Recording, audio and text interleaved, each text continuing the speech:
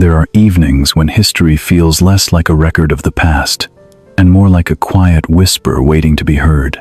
After the noise of the day fades away, after the streets fall silent and the world begins to slow its pace, certain voices seem to rise from the darkness. They are not the voices of conquerors or kings. They belong to ordinary people whose lives quietly reshape the future without ever seeking power, wealth, or fame. Among those voices, one continues to echo after more than 2,000 years. It belongs to a man who never wrote a book, never built an empire, never commanded an army, and never claimed to possess absolute wisdom. Instead, he spent his days wandering through crowded streets, speaking with strangers, asking simple questions that somehow became impossible to answer. While others searched for certainty, he searched for understanding, believing that the greatest discoveries often begin with admitting how little we truly know. Before we continue, if you enjoy thoughtful stories that blend history, philosophy, and the quiet mysteries of remarkable lives, consider subscribing to the channel. Your support allows us to continue exploring forgotten voices that still have something meaningful to say to the modern world. Now, make yourself comfortable. Let the distractions of today slowly drift away and travel with me into one of the most extraordinary lives ever lived. Close your eyes for just a moment and imagine the modern city dissolving around you.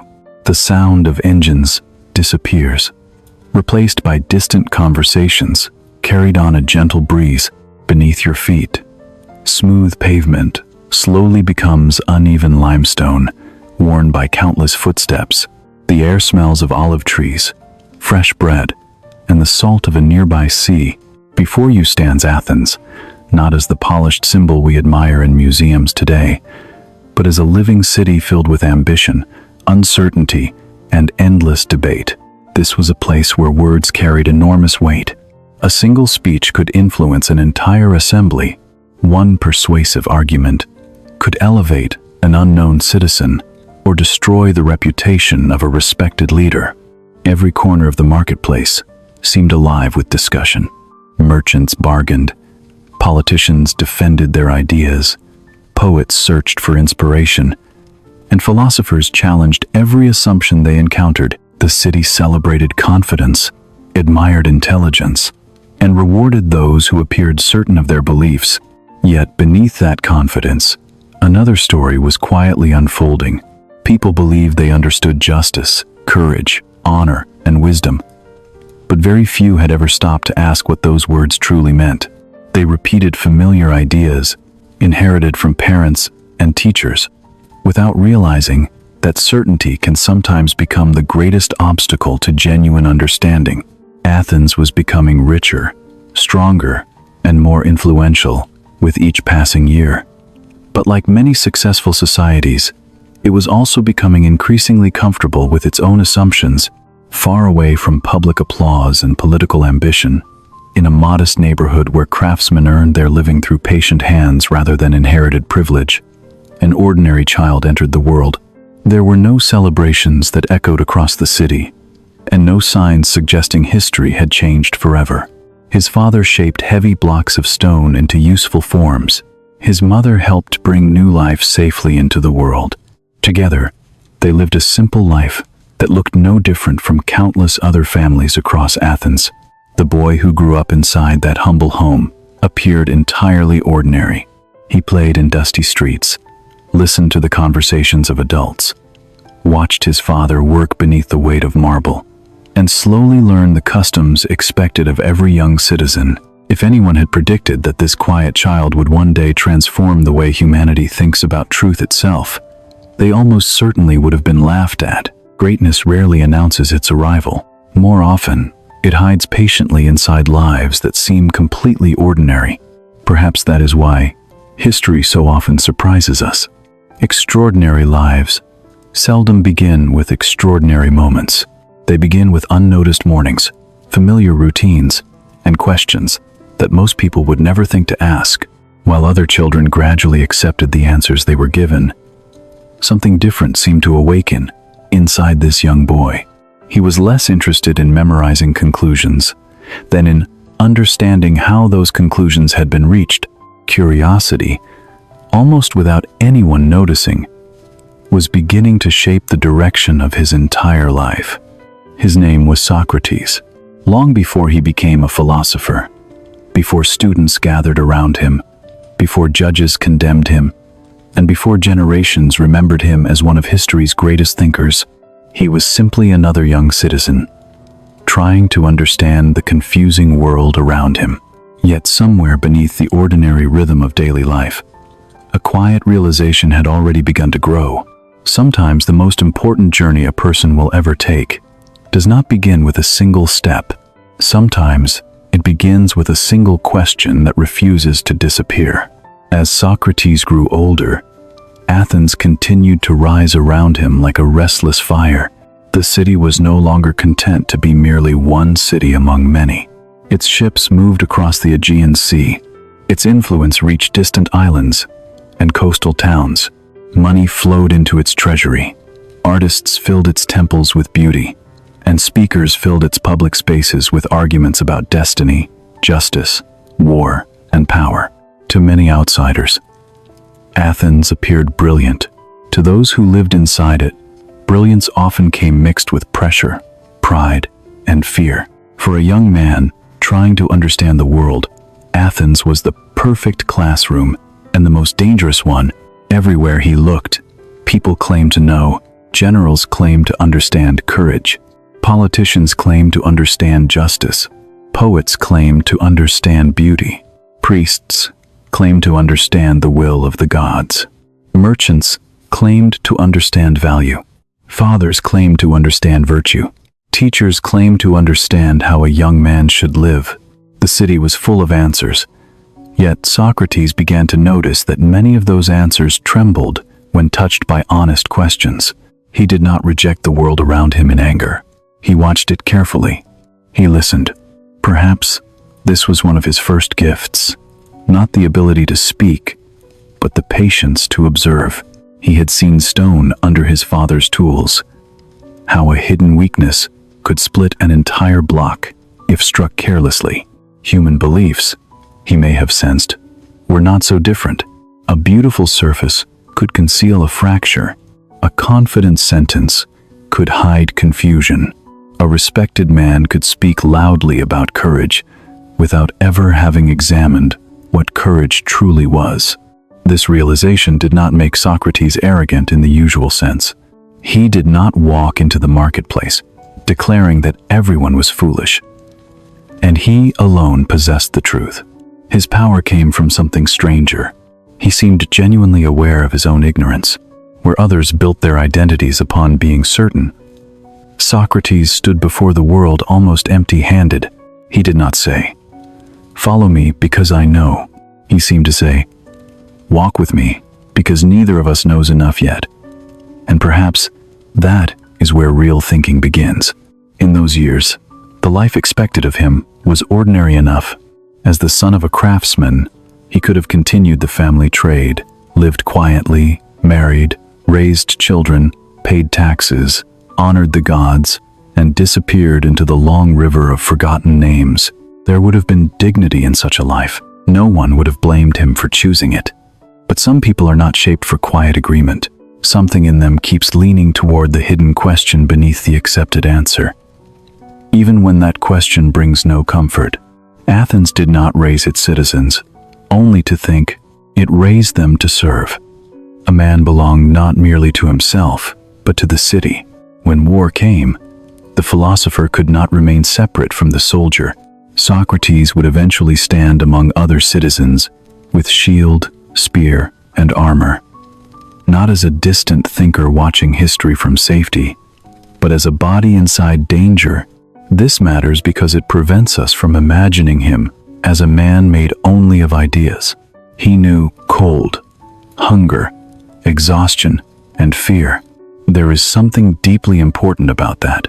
Philosophy can sound weightless when spoken from a comfortable room. Words like virtue and courage can become decorations if they are never tested by pain. Socrates did not merely ask what courage meant while sitting beneath a shaded column. He had seen men panic, He had seen lines break. He had known the strange silence before. Violence begins. When later he spoke of the soul, endurance, and fearlessness, those ideas had passed through the rough weather of lived experience. On campaign, other soldiers noticed his unusual endurance, while many men suffered under bitter conditions. Socrates seemed able to detach himself from discomfort in a way that felt almost impossible. He could walk through cold with little concern for his own body. He could remain steady when others lost their nerve. This was not the shining bravery of a young hero hungry for songs and public praise. It was quieter, heavier, almost stubborn. He carried himself like a man whose inner life could not easily be conquered by outside hardship. Yet his courage was not only physical. Many men can face danger when surrounded by comrades and driven by the momentum of battle. Fewer can face ridicule in public. Fewer still can stand alone against the opinions of an entire city. Socrates was slowly becoming the kind of person who could do both. The battlefield taught him something the marketplace would later confirm. Fear wears many faces. Sometimes it appears as an enemy with a weapon. Sometimes it appears as the embarrassment of admitting that we do not understand what everyone expects us to know. When Socrates returned from war, he did not transform into a hero seeking honors. He returned to the streets, to conversations, to the strange labor of questioning. This was his true workshop, where his father had shaped stone. Socrates began shaping dialogue, not by forcing it into a finished statue, but by striking carefully at weak points until hidden forms emerged. He would approach those considered wise and ask them to explain the most important words in human life. What is justice? What is courage? What is goodness? What is the soul? At first, these questions appeared harmless. They were so simple that people answered quickly. And a general might say, courage is standing firm in battle. A politician might say, justice is giving people what they deserve. A teacher might say, virtue is excellence in one's role. Each answer sounded reasonable. Each answer carried the comfort of familiarity. But Socrates had a gift for hearing the small crack inside a confident statement. He did not attack immediately. He gently asked for clarification, then another example, then a comparison, then a consequence. Slowly, the conversation changed. What began as a casual exchange became a mirror. The person speaking could see his own confusion forming in front of him. If courage is standing firm, what about a clever retreat that saves an army? If justice is giving people what they are owed, should a weapon be returned to a friend who has lost his reason? If virtue is different for every role, what makes all those different excellences virtuous in the first place? Each answer opened another door, and behind each door stood another question. This was not argument for the sake of victory. Although it often felt like defeat to those questioned, Socrates was searching for something more difficult than winning. He wanted definitions strong enough to survive examination. He wanted people to stop living on borrowed words. That was why his conversations could feel both beautiful and painful. He invited people toward truth, but the road passed through humiliation. To learn honestly, a proud person first has to experience the collapse of what he thought he knew. In the modern world, this may feel uncomfortably familiar. We also live among confident voices. Screens glow with opinions. Strangers explain morality in a sentence. Leaders promise certainty. Experts disagree. Ordinary people repeat phrases they have never examined because those phrases belong to their group, their profession, their family, or their time. Socrates would not have needed a temple or a marketplace today. He could have stood quietly inside any comment section, any boardroom, any classroom, and asked the same dangerous question. What do you mean by that? Perhaps this is why Socrates still feels alive. He did not leave us a doctrine as much as a disturbance. He unsettles the sleeping part of the mind.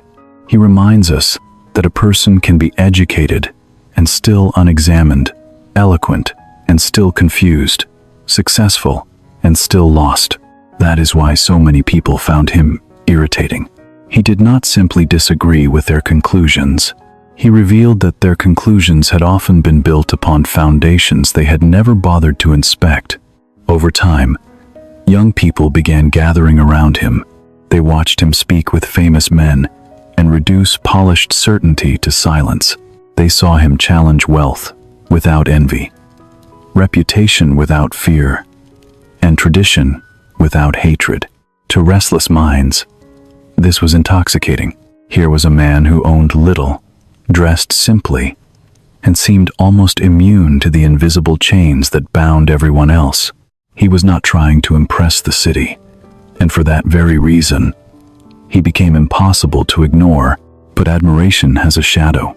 When the young begin questioning, the old often feel accused. Fathers saw their sons returning home with sharper tongues and less respect for easy authority. Politicians saw their public dignity threatened. Teachers who once sold confidence found themselves exposed. Socrates had no army, no office, no wealth. Yet he possessed a kind of power that frightened powerful people. He could make certainty look foolish. He could turn ordinary conversation into a trial where ignorance itself had to answer. A city can tolerate many things more easily than embarrassment. It can survive disagreement, rivalry, even failure. But public humiliation leaves a private wound. Men who had been questioned by Socrates did not always leave grateful. Some left angry, some smiled politely, while storing resentment deep inside. Some told themselves that the old questioner was not searching for truth at all, but poisoning the youth, weakening tradition, and making respectable people appear ridiculous before crowds that should have honored them. Socrates compared himself to a small biting insect, sent to wake a large noble horse. The image was humble and bold at the same time. Athens was powerful, beautiful, and heavy with pride. Socrates was poor, strange, physically unimpressive, and relentless. Yet the horse had grown sleepy. It needed to be stirred. It needed irritation in order to remain alive. But no horse enjoys being stung forever.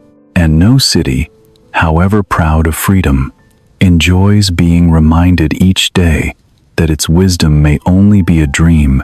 So the danger around Socrates slowly gathered, not like a storm that arrives in one afternoon, but like darkness spreading almost politely across the sky. For years, it remained only discomfort.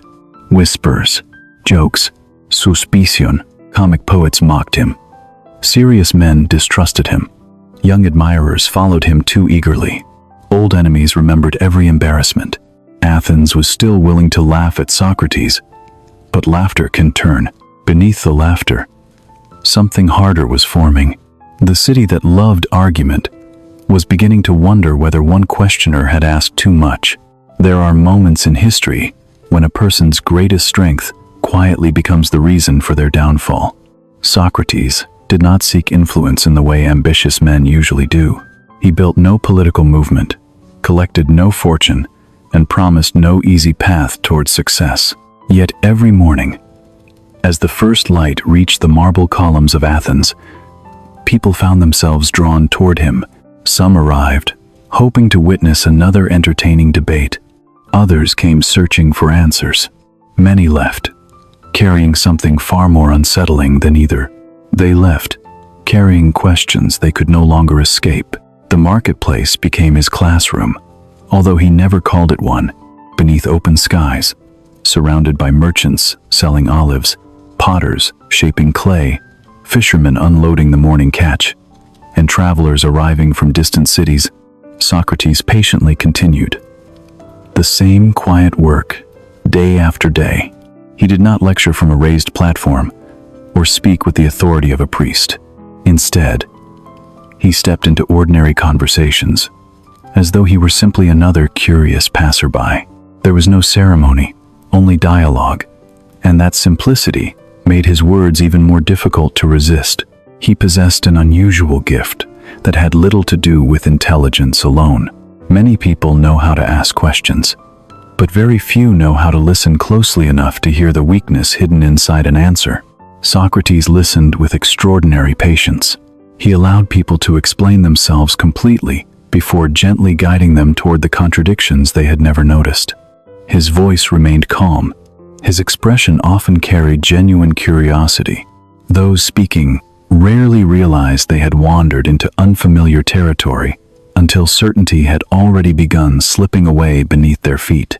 To those watching from nearby, the conversations almost resembled theater. A respected politician would begin confidently, surrounded by admirers who expected another display of eloquence. Within minutes, that confidence slowly dissolved into hesitation. Each answer invited another question. Every explanation demanded another example. What had sounded perfectly clear at the beginning gradually became difficult to defend. The audience could almost feel the invisible structure of certainty collapsing piece by piece. There was rarely shouting. The silence, after an unanswered question, proved far more powerful. Young people loved these conversations because they revealed something they had rarely seen from their elders. Adults who appeared confident in every public gathering suddenly became uncertain when asked to explain the foundations of their own beliefs. This discovery changed many of them forever. They began returning to the marketplace each day, not because Socrates offered comfortable conclusions, but because he demonstrated that honest thinking required courage. It was exciting to realize that even the most respected citizens could still be learners, whether they wished to admit it or not. Older generations often viewed the same scenes very differently. What inspired curiosity in the young appeared dangerously disruptive to those responsible for preserving order. Fathers noticed that their sons had become more difficult to persuade. Teachers discovered that familiar lessons were interrupted by inconvenient questions. Public officials grew tired of defending ideas they had repeated comfortably for years. The influence of Socrates spread without speeches, without laws, and without organized followers. It spread through conversation, one thoughtful mind awakening another. Perhaps that was what made him so difficult to confront. Armies can be defeated. Political parties can be dissolved. Laws can silence public speeches. But how do you stop an honest question once it has entered another person's mind? How do you prevent curiosity from traveling from one conversation to the next? Ideas move differently from soldiers. They cross walls without climbing them. They survive, even after their speaker has walked away. Socrates understood this long before anyone else seemed to notice. Despite his growing reputation, his own life remained surprisingly simple. Visitors expecting the home of a celebrated thinker often found nothing remarkable. There were no luxurious furnishings, no expensive collections, no signs of wealth accumulated through admiration. His clothing was plain. His meals were modest. Comfort never seemed particularly important to him. While many successful teachers charged generous fees for their instruction, Socrates accepted no payment for conversation. Wisdom, he believed, could not be sold like pottery or grain in the marketplace. This puzzled many of his contemporaries. In Athens, success usually announced itself through visible prosperity. Influential men displayed elegant clothing, beautiful homes, and impressive banquets. Socrates displayed none of these things. His appearance itself became part of the mystery surrounding him. By conventional standards, he was considered remarkably unattractive. His broad face, flattened nose, and sturdy figure made him resemble the carved figures of old satyrs more than the graceful heroes celebrated in sculpture.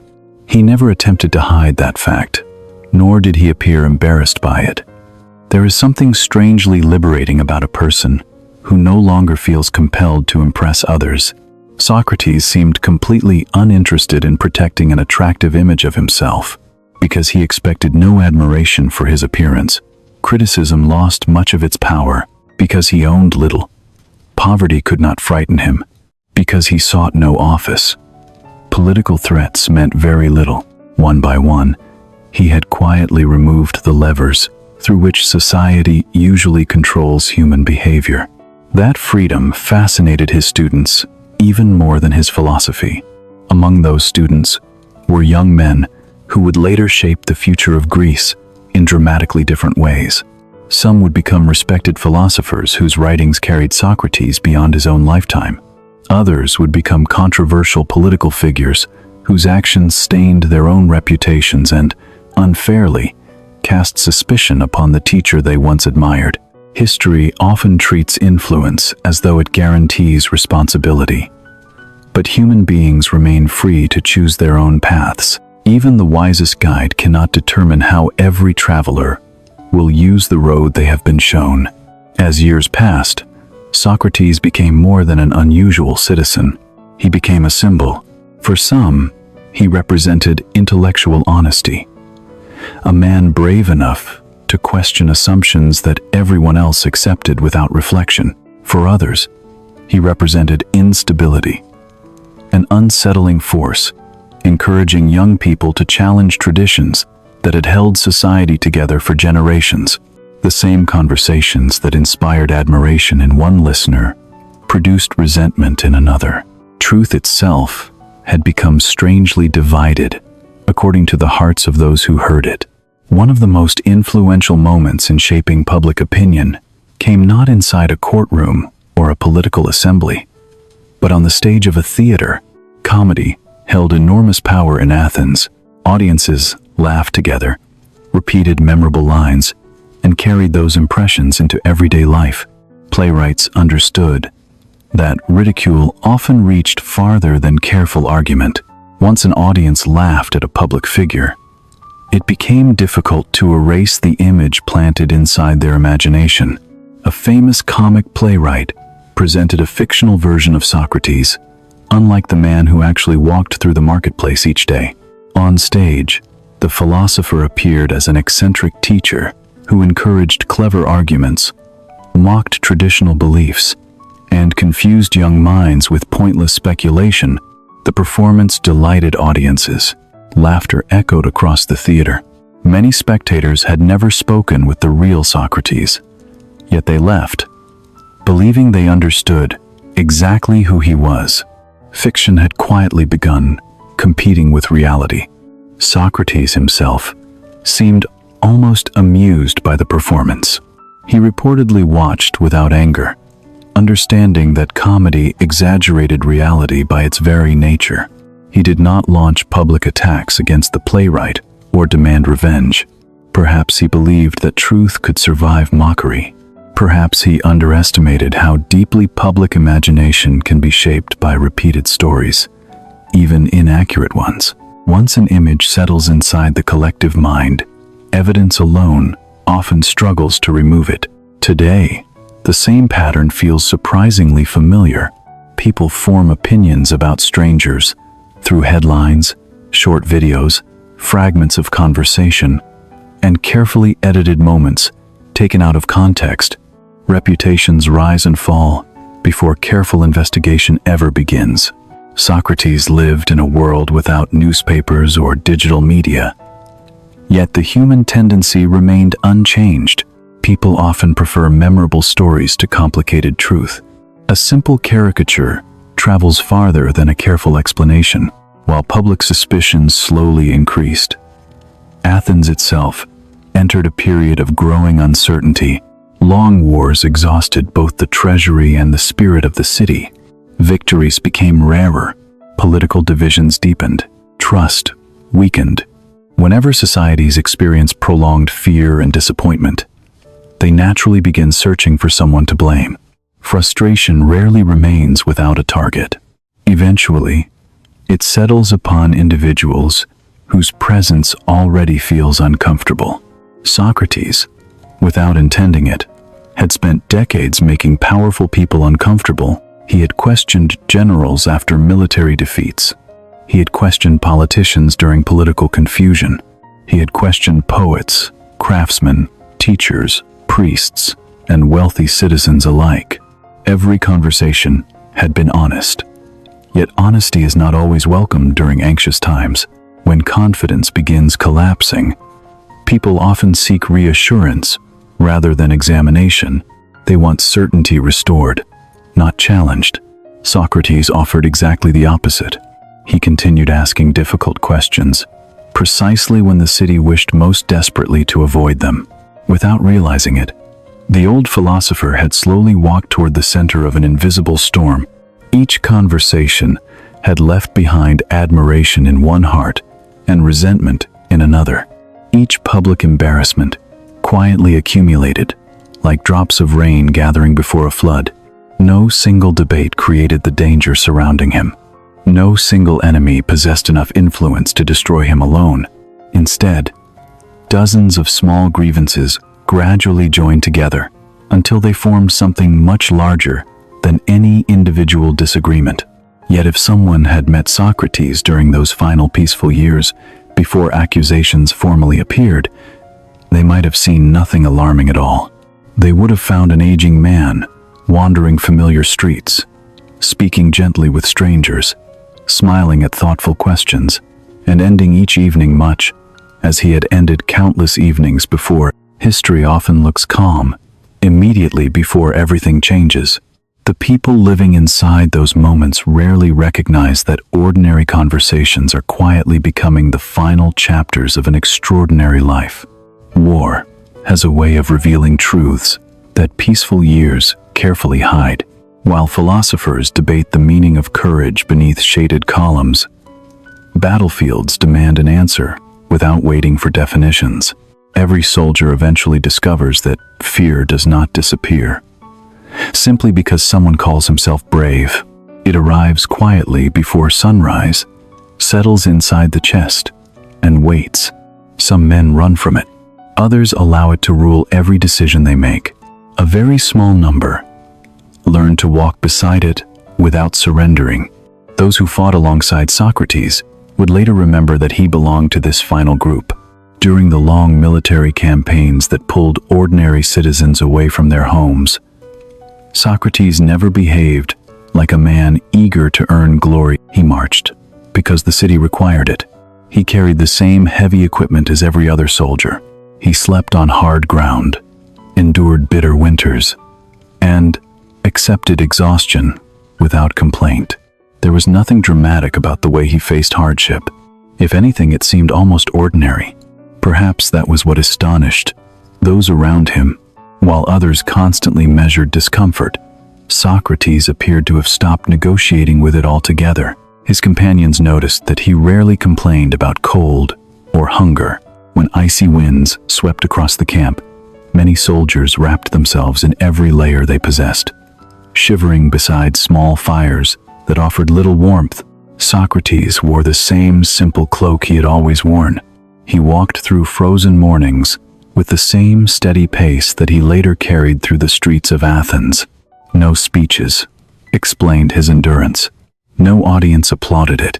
He simply continued moving, as though his mind had quietly reached an agreement with his body, long before anyone else understood how such a thing was possible. There is a difference between enduring suffering and becoming consumed by it. Some people survive hardship only by counting the days until it ends. Others discover that the mind itself can become a place of shelter. Perhaps this was one of the earliest lessons Socrates learned, without ever trying to teach it directly. Circumstances cannot always be chosen, but attention can. Where attention rests, experience often follows. While many men focused upon discomfort, Socrates seemed to focus upon something farther away, something untouched by cold, fatigue, or fear. His courage became especially clear when battle dissolved into chaos. History often remembers victories with beautiful speeches and carefully painted images. Yet defeat exposes character far more honestly. When formations collapsed and frightened, soldiers struggled simply to survive. Panic spread faster than any command. Dust filled the air, shouted orders, disappeared beneath the noise of retreat. In moments like these, calm becomes contagious. One steady person can prevent dozens from surrendering to terror. Socrates was remembered not because he charged recklessly toward danger, but because he refused to let fear make his decisions for him. Those who later described these battles rarely emphasized spectacular acts of violence. Instead, they remembered his composure. While others hurried without direction, he continued observing carefully, protecting those beside him, moving with deliberate purpose instead of desperation. There is a quiet dignity in that image. History often celebrates heroes who conquer enemies. Perhaps it should also celebrate those who first conquer themselves. Long before Socrates spoke publicly about mastering the soul, he had already demonstrated that discipline beneath circumstances where philosophy alone could never have been enough. After each campaign, the city welcomed its surviving citizens home. Life slowly returned to familiar routines. Workshops reopened. Merchants resumed business. Children filled the streets with laughter once more. Yet, something inside Socrates seemed to have changed forever. War had shown him how quickly certainty could disappear. It had revealed how fragile human plans become when confronted by reality. Perhaps that experience strengthened his growing conviction that wisdom must be built upon something deeper than confidence alone. Appearances collapse easily. Character does not. Instead of seeking recognition for his service, he quietly returned to the life that mattered most to him. Once again, the marketplace became his destination each morning. People expected conversations. Socrates offered examinations. Every discussion became another opportunity to separate assumption from understanding. Unlike many teachers, he never appeared interested in collecting followers who agreed with everything he said. Agreement was too easy. What interested him was awakening the habit of thinking independently.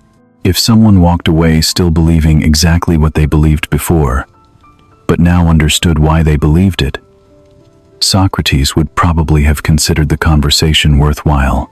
There was something strangely liberating about speaking with a man who never pretended to possess final answers. Many teachers protected their authority by presenting themselves as unquestionable. Socrates did the opposite. He openly admitted uncertainty whenever certainty could not honestly be claimed.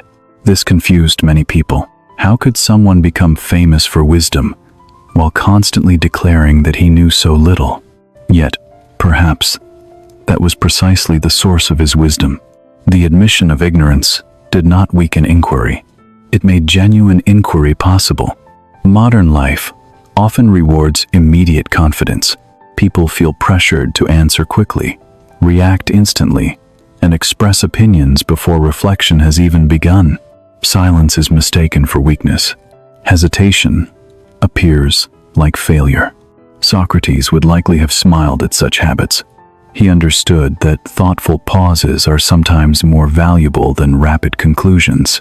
The mind grows strongest, not when it speaks the fastest, but when it becomes patient enough to examine itself before judging others. The circle surrounding Socrates continued growing. Some listeners visited only once, satisfied by curiosity alone. Others returned again and again, unable to explain why ordinary conversations suddenly felt more meaningful than public speeches. Among these younger companions were individuals who came from wealthy and influential families. They could have spent their days chasing comfort, political ambition, or social prestige. Instead, they found themselves following an aging philosopher through crowded streets, simply to hear another question unfold into unexpected territory. Their admiration, however, created an unintended consequence. Outsiders began assuming that Socrates was deliberately shaping the next generation, according to some hidden agenda. Rumors spread easily. If a young aristocrat challenged his father during dinner, people blamed Socrates. If a student questioned an established tradition, people blamed Socrates. If ambitious young men behaved arrogantly while imitating only the surface of his method, once again the blame returned to the old philosopher. Influence became difficult to separate from responsibility, even when those influenced freely chose their own actions. This misunderstanding would eventually become one of the deepest tragedies of his life. Teaching someone how to think is not the same as controlling what they will decide. Every parent understands this. Every teacher eventually learns it. Ideas travel beyond the intentions of those who first express them. Some students become generous because of what they learn. Others become proud. Still, others misunderstand everything while believing they have understood completely. No philosophy, however noble, can remove human freedom. Socrates never attempted to create copies of himself. If anything, he resisted becoming an authority whose words ended every discussion. He preferred conversations that remained unfinished, questions that lingered after everyone had gone home, doubts that quietly continued working inside the mind long after the voices had disappeared. He believed that truth discovered personally possesses a strength that borrowed certainty can never equal. Wisdom received without examination remains fragile. Wisdom earned through honest struggle becomes part of the person who discovers it. As the years passed, his daily routine changed very little. He walked the same streets, greeted familiar faces, paused wherever conversation naturally began. Strangers sometimes joined for only a few minutes before continuing their errands. Others forgot their original destination entirely, captivated by discussions that wandered from justice to friendship, from beauty to responsibility, from happiness to death. Time seemed to move differently around Socrates. An ordinary morning could quietly become an unforgettable afternoon without anyone noticing exactly when the transformation had begun. Yet, while these conversations enriched many lives, they also deepened invisible divisions throughout Athens. Beneath every respectful smile from an embarrassed politician, resentment quietly accumulated. Beneath every public joke about the strange philosopher, suspicion continued growing. Beneath every conversation admired by the young, another conversation unfolded among those who feared what questioning might eventually lead to. No formal accusation had yet appeared, but history was already moving. Slowly, almost silently, the distance between Socrates and the city he loved was beginning to widen. Few tragedies arrive without warning. More often, they announce themselves through countless small moments that seem harmless while they are happening. A careless rumor, an old insult remembered too long, a misunderstanding repeated often enough to resemble truth. By the time people recognize the pattern, the outcome has already begun taking shape. Socrates continued asking questions, because questioning had become inseparable from the way he lived. He did not realize that somewhere beyond the familiar conversations of the marketplace, the answers others were preparing for him would soon arrive without a single question being asked. There comes a moment in the life of every city when fear begins speaking louder than reason. It rarely arrives overnight. It grows quietly through disappointment, uncertainty, and repeated hardship until people who once welcomed difficult conversations begin longing only for simple answers. Athens had entered such a season. 2 years of war had drained its confidence. Families mourned fathers and sons who never returned home. Political rivals blamed one another for every failure. Trust weakened, patience disappeared, and hope became increasingly difficult to protect. When a society grows exhausted, it often begins searching for someone who can carry the weight of its frustrations. Socrates never imagined that he would become such a person. He had no army, no wealth, no political office, and no ambition to control the city. His influence existed almost entirely inside conversations. Yet conversations can shape the future more deeply than laws. And those who feared change understood that well. Many influential citizens had spent years enduring the embarrassment of finding themselves unable to defend ideas they had accepted without reflection. They remembered those moments more vividly than the lessons they might have learned from them. Humiliation has a remarkable ability to remain alive long after logic has been forgotten. Some of the young men who had once admired Socrates eventually entered public life.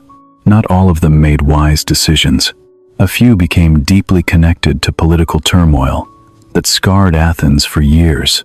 Although each man remained responsible for his own choices, many citizens preferred a simpler explanation Instead of examining complicated histories filled with ambition, betrayal, and circumstance, they blamed the teacher whose questions had inspired those young minds years before. It felt easier to accuse one old philosopher than to confront the uncomfortable truth that human beings remain capable of choosing both wisdom and destruction. History has repeated this pattern many times. Whenever a generation behaves in unexpected ways, the previous generation often searches for a single cause. Books are blamed, teachers are blamed, artists are blamed, philosophers are blamed. Very few pause long enough to ask whether human character has always been more complicated than any single influence could explain.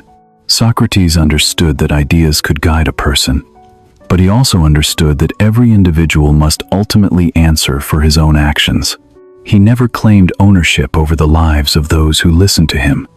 Still, suspicion continued, spreading through Athens like smoke, drifting across a city before anyone notices the fire itself.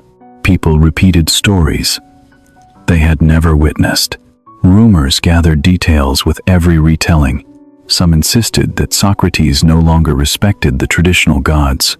Others whispered that he delighted in confusing young people merely for amusement. Those who had never spoken with him often felt surprisingly confident describing his intentions. The philosopher who encouraged everyone to examine evidence carefully was gradually being judged by assumptions that few people bothered to question. Perhaps the greatest irony of his life was that he remained astonishingly calm while misunderstanding surrounded him. Many people spend enormous energy defending their reputation. Socrates seemed almost indifferent to his own public image.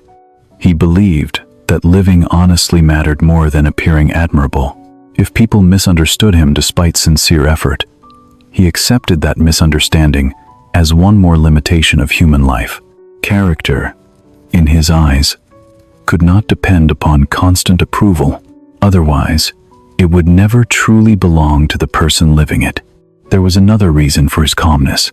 Throughout his life, Socrates had trained himself to distinguish between what belonged within his control and what did not. He could choose his words, his actions, and the honesty with which he examined himself. He could not control how every listener interpreted those words. He could not command admiration, nor prevent resentment. Once a conversation left his lips, it belonged partly to the minds of those who heard it.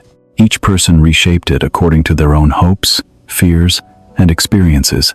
While critics accused him of weakening Athens, Socrates continued believing that questioning strengthened a society rather than threatening it. A city unwilling to examine itself, he quietly believed, becomes vulnerable to its own illusions, just as a physician cannot heal a patient who refuses diagnosis. A civilization cannot correct its mistakes while pretending they do not exist. Uncomfortable questions may sting for a moment, but comfortable illusions can quietly destroy entire generations. This conviction remained with him, even as public opinion slowly turned against him. One morning, like countless mornings before it, Socrates walked toward the marketplace, expecting another ordinary day of conversation. Merchants arranged their goods beneath the growing sunlight. Familiar faces exchanged greetings. Children hurried through narrow streets, while chasing one another between busy adults. Nothing in the air announced that history was preparing to change direction. Tragedies rarely begin with dramatic music. They begin inside ordinary mornings that appear completely identical to every morning that came before. Before long, however, news began spreading across the city. Formal accusations had been brought against the aging philosopher. 3 citizens stepped forward as his accusers, each representing different frustrations that had accumulated over many years. The legal language sounded simple enough. Socrates, they claimed, failed to honor the traditional gods of Athens and corrupted the young through his teachings. Beneath those official charges lived far deeper anxieties. Many people feared not merely what Socrates believed, but what his questions encouraged others to become. Word traveled quickly through the streets. Some people were shocked. Others quietly admitted They had expected this moment to arrive eventually. Many of his younger companions refused to believe that Athens would seriously place an elderly philosopher on trial for conversations held in public view for decades. After all, had not the city celebrated open debate? Had it not praised freedom of speech as one of its greatest achievements? Surely there had been some misunderstanding. Surely reason would prevail. Once the case reached the courtroom, Socrates himself appeared remarkably undisturbed. Those closest to him noticed no desperate attempts to gather political allies or negotiate secret compromises. He did not flee the city. Although opportunities almost certainly existed, he did not begin flattering influential citizens whose support might have protected him. Instead, he continued speaking much as he always had. There was no trace of panic, only the quiet steadiness of someone who had spent an entire lifetime preparing his mind for circumstances beyond his control. His friends struggled to understand such composure. Some urged him to approach the trial strategically, to soften his language, to reassure the jury that he meant no harm. Others suggested emphasizing his years of military service and loyal citizenship. All of this sounded reasonable. Any experienced advocate would have recommended something similar. Yet Socrates hesitated. He had devoted his entire life to speaking honestly. Could he now begin shaping his words merely to increase the chances of survival? If truth changes whenever danger appears, can it still be called truth? These questions haunted those around him, far more than they seemed to trouble Socrates himself.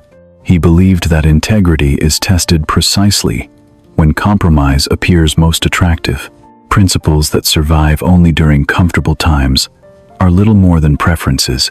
Genuine conviction reveals itself when preserving it requires sacrifice. This was not stubbornness for its own sake. It was the natural consequence of a lifetime spent believing that the condition of the soul matters more than the condition of the body. As the day of the trial approached, Athens buzzed with speculation. Conversations unfolded in homes, workshops, temples, and crowded taverns. Some argued that the philosopher deserved punishment for encouraging disrespect toward established traditions. Others insisted that condemning such a man would reveal weakness rather than strength. Within the democracy itself, almost everyone had an opinion. Surprisingly, few had taken the time to understand the man standing at the center of the controversy. The city that loved debate had already begun judging before fully listening. When the morning finally arrived, citizens gathered to witness a trial that many expected would become another ordinary legal proceeding. The few could imagine that the outcome would echo across more than 2,000 years of human history. Fewer still realized that the quiet old man, walking calmly toward the courtroom, had already accepted something far greater than the possibility of defeat. He had accepted that there are moments when preserving one's conscience demands more courage than preserving one's life. The judges believed they were preparing to evaluate a citizen. History, without their knowledge, was preparing to evaluate an entire civilization. The courtroom was already crowded, long before the proceedings began. Citizens gathered, not only because a trial was taking place, but because everyone understood that this was no ordinary defendant. For decades, they had watched the old philosopher wander through their streets, asking questions that few could answer, and even fewer enjoyed hearing. Now the city would finally decide what to do with the man who had spent a lifetime examining its conscience. The atmosphere carried a strange mixture of curiosity, anticipation, and quiet unease, as though everyone sensed they were witnessing something that would be remembered long after the verdict itself. Socrates entered without the appearance of a man fighting desperately for his future. There was no theatrical display of emotion, no attempt to gain sympathy through visible suffering. He walked with the same calm dignity that had accompanied him through marketplaces, military campaigns, and ordinary conversations. Those expecting fear found composure instead. Those expecting anger found patience. Even before a single argument had been spoken, his manner unsettled many observers. People often understand how to respond to panic. They are less certain how to respond to someone who refuses to panic at all. The charges were read aloud before the assembled jury. According to his accusers, Socrates failed to honor the traditional gods recognized by the city. They claimed he introduced unfamiliar spiritual ideas and, perhaps most seriously, corrupted the minds of young citizens. On the surface, the accusations sounded religious and educational. Beneath them lay something much older and more complicated. The trial was not merely about beliefs. It was about discomfort. It was about whether a society truly welcomes examination when examination becomes inconvenient. His accusers spoke confidently. They reminded the jury of years filled with political instability, public embarrassment, and restless young men who questioned established authority. They carefully connected those anxieties to the philosopher standing before them. They did not need to prove that Socrates had caused every problem. They only needed to encourage the feeling that he represented the spirit behind them. Fear often asks for symbols more eagerly than it searches for evidence. Once anxiety attaches itself to a single person, reason begins losing ground.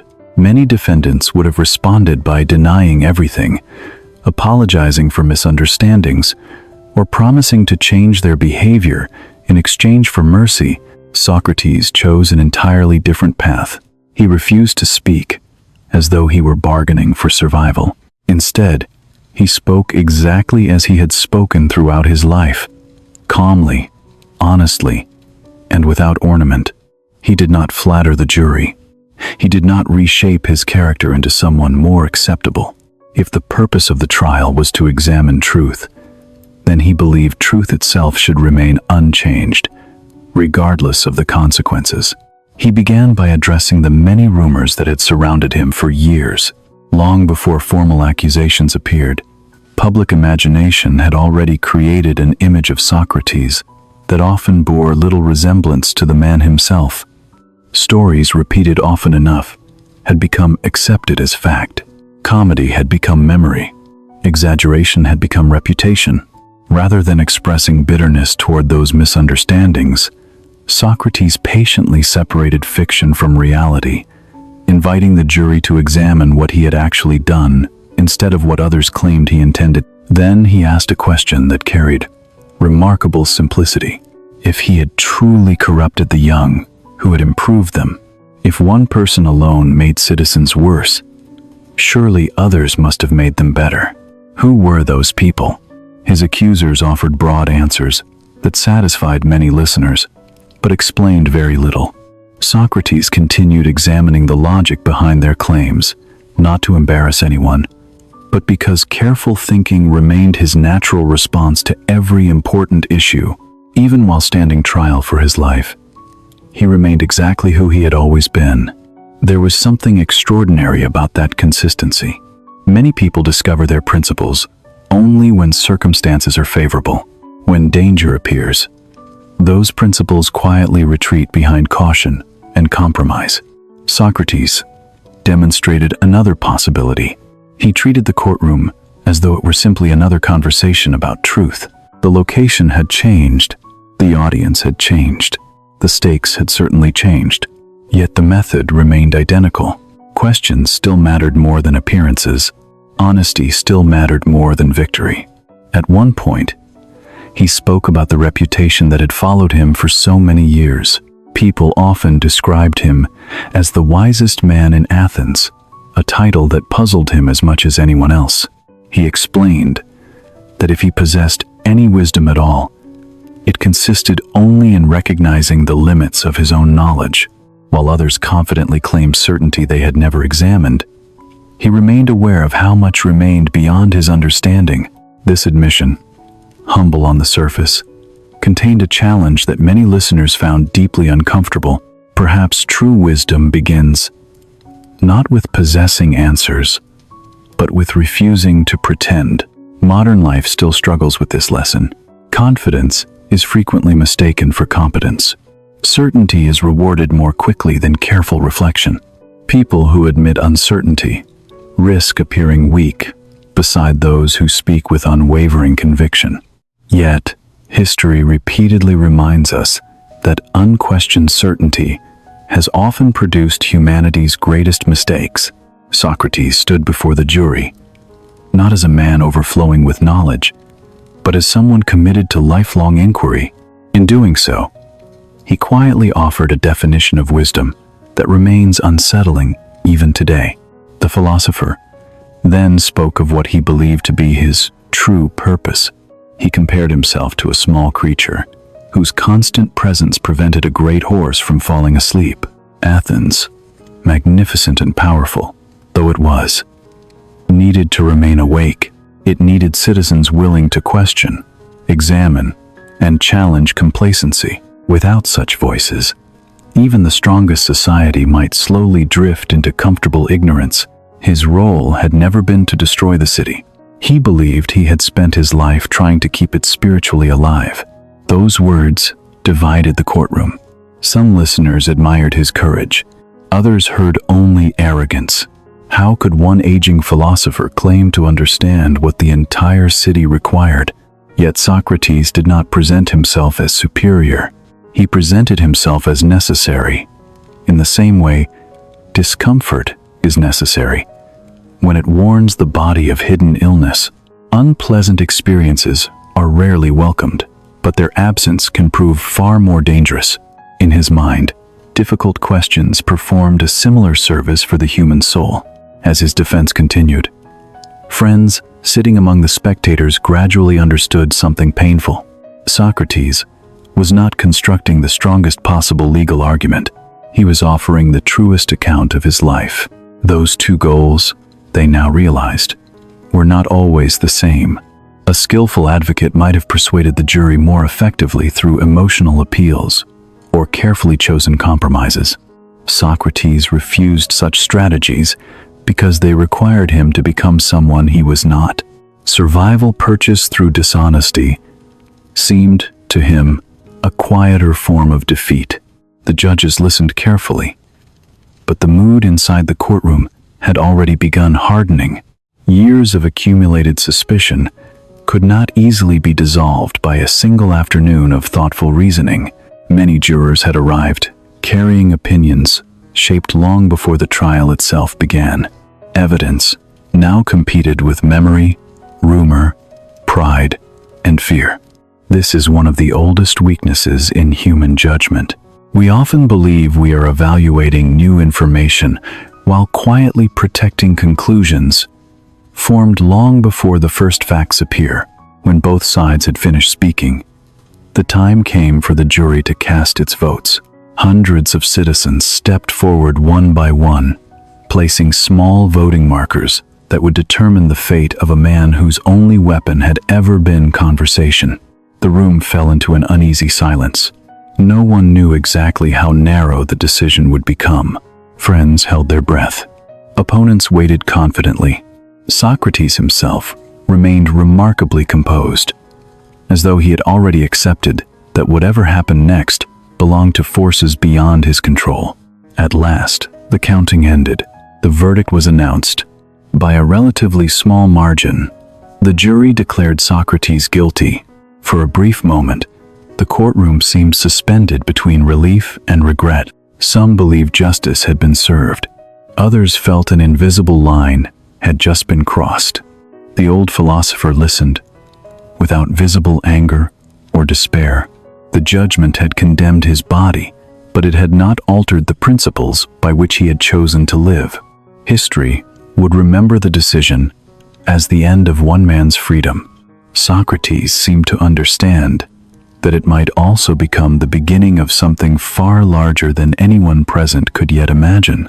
In the legal tradition of Athens, a guilty verdict did not immediately determine the punishment.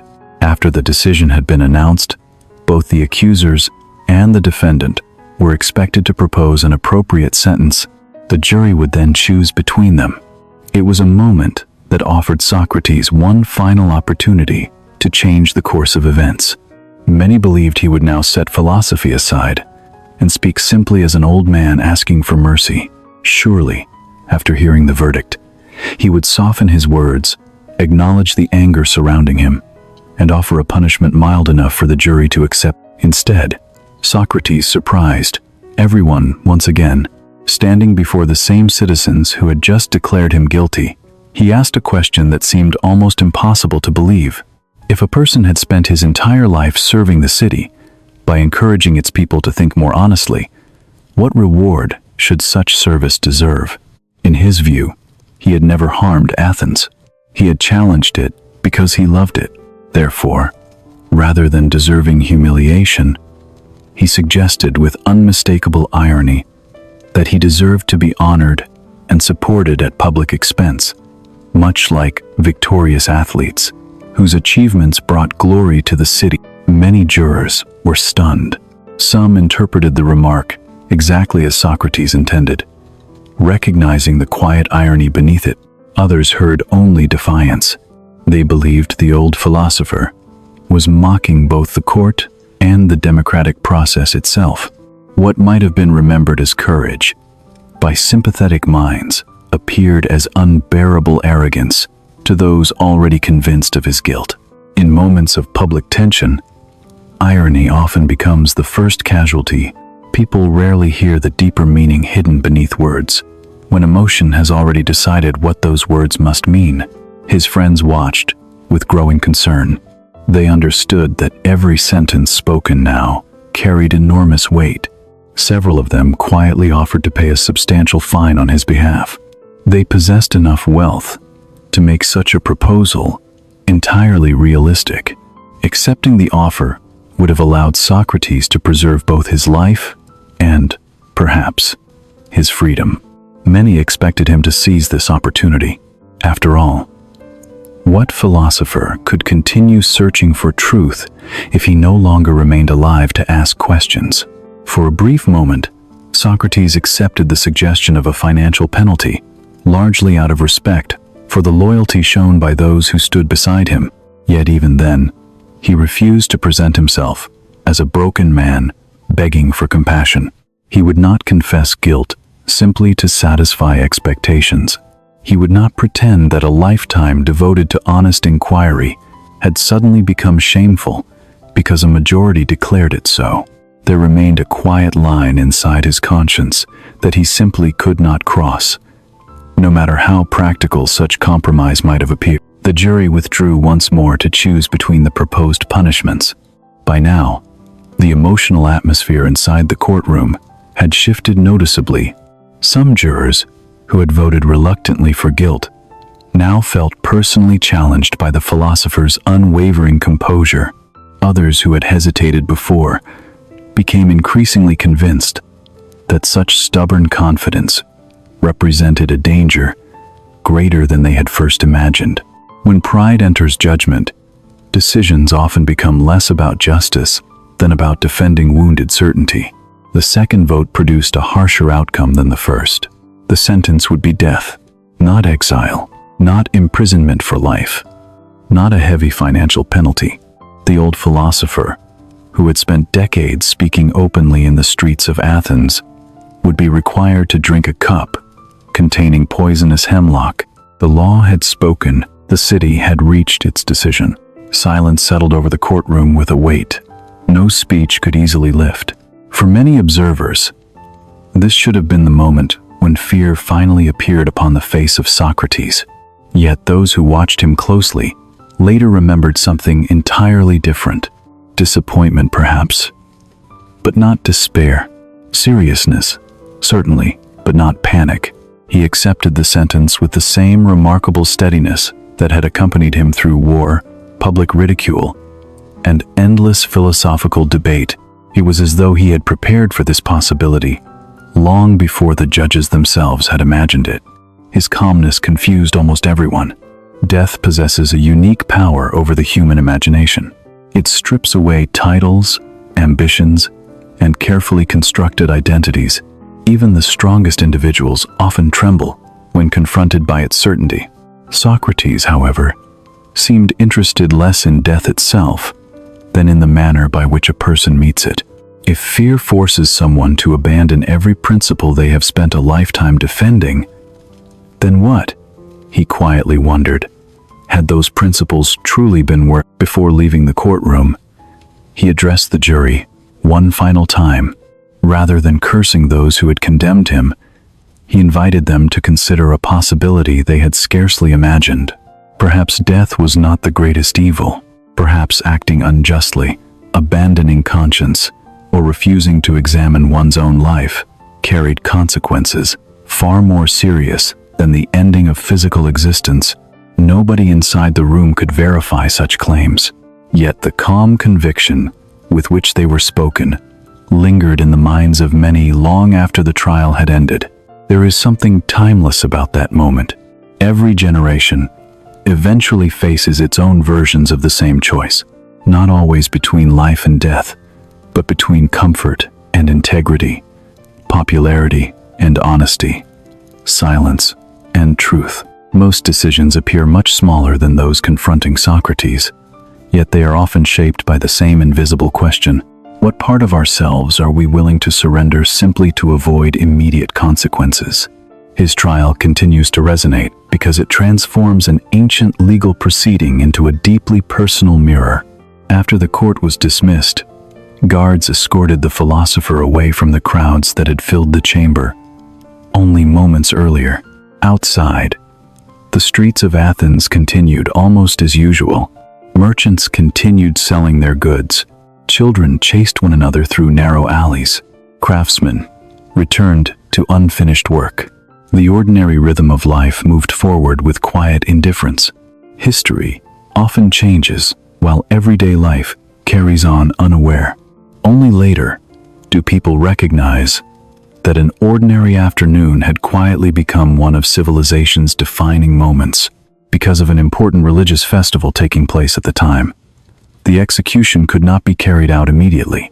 According to long-established custom, no execution was permitted while the sacred ship sent in honor of the god remained away from the city. Until that vessel returned, the sentence would be delayed. What appeared to many as a simple legal detail unexpectedly granted Socrates several additional weeks of life. It became a final season of conversation, reflection, and friendship before the inevitable end. His prison cell soon filled with visitors. Students, companions, and lifelong friends came seeking comfort. Though many secretly hoped to provide it rather than receive it, they expected to find a broken old man, overwhelmed by injustice. Instead, they encountered the same thoughtful presence they had always known. The walls surrounding him had changed. His voice had not ducked. Discussions continued almost naturally, moving from memory to philosophy, from laughter to silence, as though truth itself remained entirely free, even while the body waited behind locked doors. Among those visitors, one question gradually became impossible to ignore. Should Socrates escape? Arrangements could almost certainly be made. Loyal friends possessed both the money and the determination necessary to bribe guards or organize a secret departure from the city. Exile would preserve his life. Another land would gladly welcome such a celebrated thinker. Many believed accepting escape was not only reasonable, but morally justified. Why should an innocent man submit willingly to an unjust sentence pronounced by a mistaken court? The answer Socrates would eventually give astonished even those who loved him most. Once again, he refused to choose the easier path simply because it offered survival. The greatest examination of his philosophy had not taken place inside the courtroom after all. It was only now, inside the quiet stillness of a prison cell, with freedom waiting just beyond the walls, that every belief he had ever spoken would be tested against the hardest question of all. Would he continue living according to his principles, when those very principles demanded the highest price imaginable? The prison was quiet, in a way that only places waiting for irreversible decisions can be. Beyond the stone walls, Athens continued its ordinary rhythm. Merchants opened their shops each morning. Fishermen returned from the sea before sunrise. Children laughed in narrow streets, without understanding that one of the greatest minds their city had ever known was spending his final days. only a short walk away. Life has an extraordinary ability to continue moving, even while someone else's world stands perfectly still. Inside the small cell, however, time seemed to flow differently. There was no urgency in the movements of Socrates, no restless pacing, no desperate counting of the remaining days. Visitors often expected to find a broken old man, consumed by fear or regret. Instead, they found someone strangely peaceful, almost as though imprisonment had changed nothing essential. The walls limited his body, but they seemed unable to imprison the habits of mind that had guided him throughout his entire life.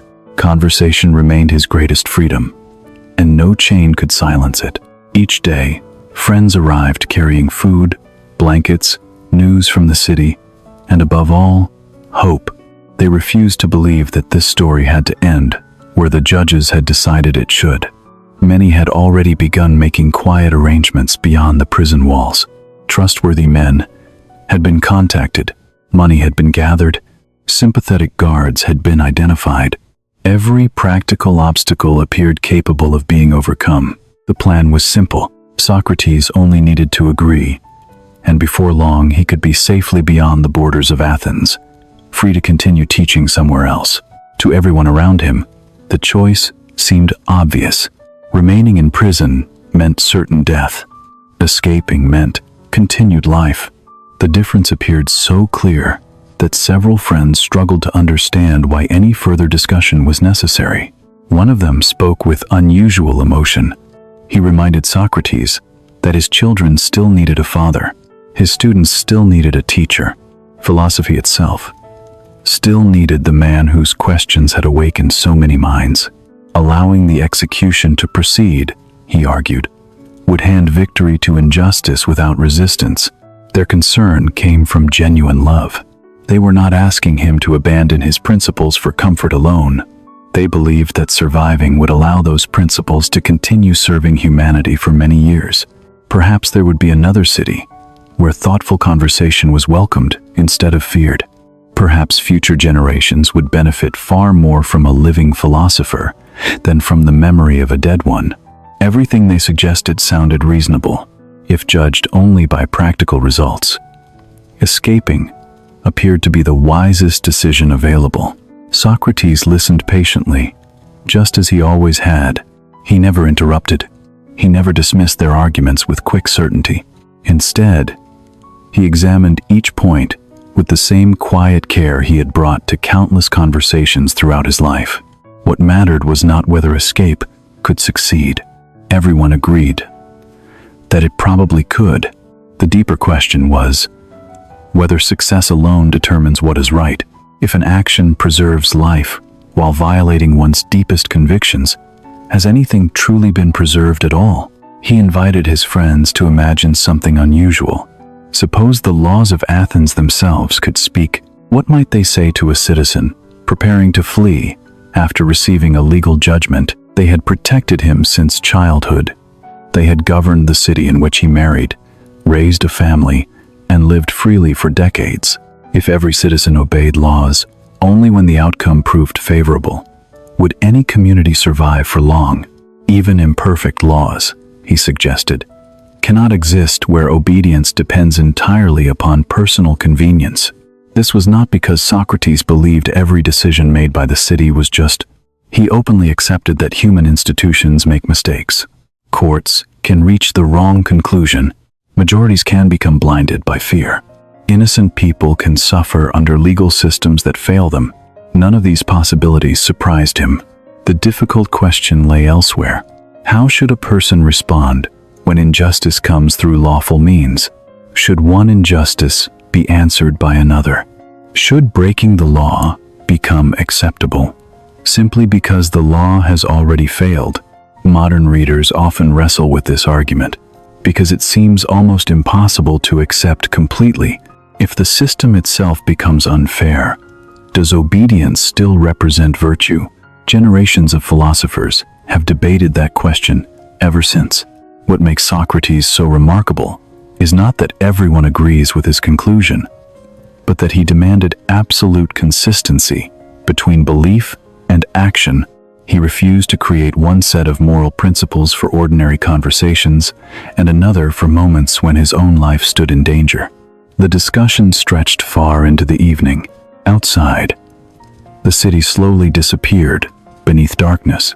Inside the prison, only the quiet voices of old friends remained. There were moments of silence, when no one seemed able to answer the philosopher's questions, not because they lacked intelligence, but because every answer carried painful consequences. They wanted him to live. He wanted to remain faithful to the life he had already lived. Neither desire came from selfishness. Both emerged from love, expressed in very different forms. One friend finally asked whether he truly felt no fear at all. Socrates smiled gently before answering. Of course, he did not claim certainty about death. No living person possessed such knowledge. Perhaps death resembled a dreamless sleep, filled with perfect peace. Perhaps it marked the beginning of another journey, beyond human understanding. Perhaps it revealed truths hidden from every living mind. No one could honestly know. Therefore, fearing death, as though one understood it completely, seems strangely unreasonable. To fear what remains unknown is to pretend knowledge that no human being possesses. This simple observation transformed the entire conversation. Throughout his life, Socrates had argued that pretending to know what one does not know creates the deepest form of ignorance.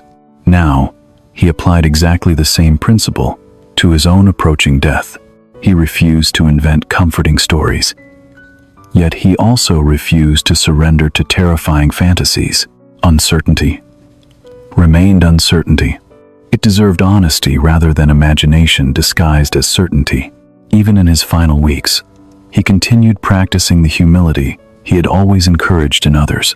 Day after day, the sacred ship remained away from Athens, delaying the sentence and extending these remarkable conversations.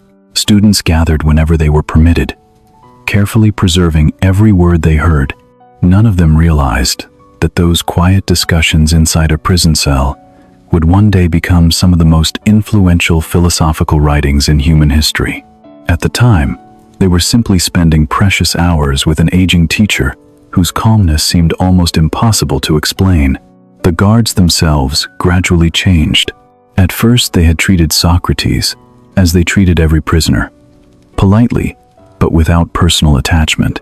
Over time, however, many found themselves drawn into conversation. They discovered a man who spoke kindly even to those responsible for watching over him. He carried no bitterness toward them. He blamed them for nothing. They were simply performing duties assigned by the city. His kindness made the approaching execution feel increasingly painful, even for those whose responsibility it would eventually be. Each sunrise brought the same unspoken question: would the sacred ship return today? Every evening ended with the same uncertain answer: not yet. The delay created a strange rhythm between hope and acceptance. Friends secretly wished for one more day, then another, and another still. Socrates accepted each additional morning as a gift, without clinging to the illusion that it would continue forever. He neither hurried toward death nor struggled against its approach. Instead, he occupied the present moment with the same thoughtful attention he had devoted to every ordinary day of his life. Then, after many days of waiting, news quietly spread through the prison. The sacred ship had finally been seen approaching the harbor. Its white sail appeared on the distant horizon as the morning sun rose over the sea. According to the laws of Athens, the sentence could now be carried out. Everyone understood what that meant. There would be no further delays, no additional opportunities for rescue, no unexpected change of heart from the city. The final conversation, the one no student had ever imagined taking place so soon, was now waiting just beyond the next sunrise. Morning arrived with extraordinary gentleness, as though the world itself had decided to soften its voice. Sunlight slipped quietly across the stone walls of the prison, touching the cold floor where shadows had rested through the night. Outside, Birds greeted another ordinary day above the rooftops of Athens. Fishermen prepared their boats. Bakers lit their ovens before dawn. Merchants arranged baskets of fruit beside familiar streets. Nothing in the city suggested that history was about to witness one of its most unforgettable moments. Life continued with remarkable indifference, unaware that within a small prison cell, an old philosopher was preparing to meet the final hour of his earthly journey. Before long, the sound of approaching footsteps echoed through the corridor. Those waiting inside the cell recognized the rhythm immediately. No one spoke. No one needed an explanation. Every face turned toward the doorway with quiet understanding. The delay had ended. The sacred ship had returned. The sentence that had waited patiently for so many days would now be fulfilled. Even then, Socrates remained seated with the same peaceful composure his friends had witnessed throughout the previous weeks. There was no desperate search for another solution, no final attempt to bargain with fate. Acceptance had arrived long before the messenger. The prison official entered slowly, carrying a sadness that proved difficult to hide. Unlike many men assigned to unpleasant duties, he had come to know the prisoner before him. During the long weeks of waiting, countless conversations had quietly transformed obligation into respect. The old philosopher had never treated him with anger, never blamed him for the judgment of the city, never spoken with bitterness toward those carrying out the law. Standing before such a man now felt strangely painful. The official lowered his eyes for a moment before speaking, almost as though apologizing for something neither of them had chosen. He explained gently that the time had come. His voice remained formal, yet emotion lingered beneath every sentence. According to custom, the poison had already been prepared. Once it was brought into the room, there would be little time remaining. After drinking it, Socrates would be asked to walk until his legs became too heavy to carry him. Eventually, the numbness would rise slowly through his body. When it finally reached the heart, everything would become still. The explanation contained no cruelty. It was simply the quiet description of an ancient procedure that had ended many lives before his. Those gathered around Socrates could no longer hide their grief. Some lowered their heads in silence. Others turned away, unable to watch. Tears appeared without shame upon faces that had spent weeks trying to remain hopeful. They had argued, pleaded, reasoned, and dreamed of impossible escapes. Now, every argument had reached its end. Only farewell remained. For many of them, this was more than losing a beloved teacher. It felt like watching an entire way of seeing the world disappear before their eyes. Socrates looked at each of them with remarkable tenderness. Instead of asking why they were weeping, he gently reminded them that death belongs to every human life. Some meet it unexpectedly. Others are granted the rare opportunity to prepare for its arrival. He encouraged his friends not to waste their remaining moments, drowning in sorrow when conversation was still possible. If philosophy had taught them anything, he believed, it should be the ability to face even the hardest realities without allowing fear to destroy clarity. Grief was natural, despair was not. For a while, they spoke together as they always had. The prison wall seemed almost to disappear. As familiar discussions returned to tang, they reflected upon the soul, virtue, friendship, and the strange mystery of existence itself. No one attempted to force certainty where certainty could not honestly exist. Socrates remained faithful to the habit that had defined his entire life. He asked questions, listened carefully, smiled gently, and welcomed thoughtful disagreement. It was astonishing that even during his final conversation, curiosity still outweighed fear. One of his younger companions finally struggled to contain his emotions. Through tears, he confessed that he could not understand how his teacher remained so calm.